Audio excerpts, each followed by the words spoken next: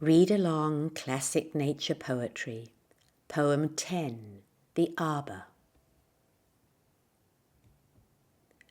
Hello, I'm Claire Harris from Unforgettable Notes. I'll read the poem twice, the second time more slowly.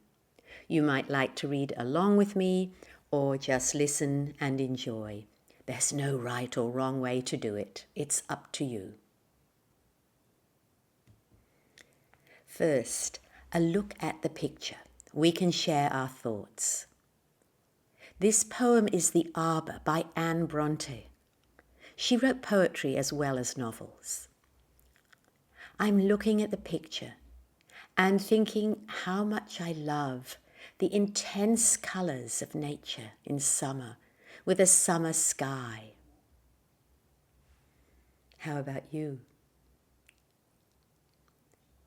Now I'll read. This is the first reading. The Arbour. I'll rest me in this sheltered bower and look upon the clear blue sky that smiles upon me through the trees which stand so thickly clustering by, and view their green and glossy leaves all glistening in the sunshine fair, and list the rustling of their boughs so softly whispering through the air.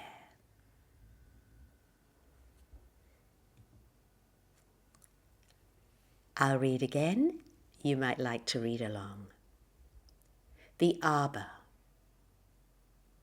I'll rest me in this sheltered bower and look upon the clear blue sky that smiles upon me through the trees which stand so thickly clustering by, and view their green and glossy leaves all glistening in the sunshine fair, and list the rustling of their boughs so softly whispering through the air.